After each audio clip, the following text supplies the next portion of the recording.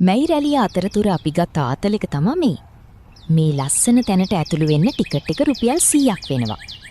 අපි ඇතුළට ගිහින් බලද්දි ඇස පිනවන දසුන් එහෙමත් තියෙනවා. නැතුවම නෙමෙයි. මම යන දවසේ හොඳට අවුරශ්මිය වැඩියෙන් තිබ්බ දවසක්. එතන එක එක දිශාවලට එක එක හැඩයින් පාරවල් හදලා තියෙනවා. කලින් බෝට්ටු සවාරි යන්න පුළුවන් දැන් නම් සවාරි යන එක නැවතිලා තියෙන්නේ.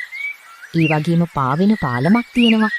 කපල් වලට ගොඩක්ම විනෝද වෙන්න පුළුවන් තැනක්. ලස්සන ෂූට් වලට ගොඩක්ම වටිනවා.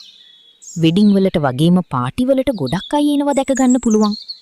ඊටාත්ම නිස්කලංක තැනක්. පිරිසිදුව තියෙන තැනක්.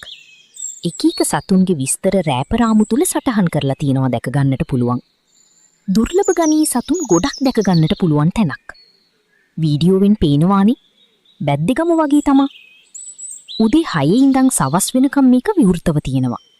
වයස් බීඩියක් නැතුව හැමෝටම ඉන්න පුළුවන්. දැක ගන්නට පුළුවන් තැනින් තැන කුටි තියෙනවා. නිස්කලංක තැනක.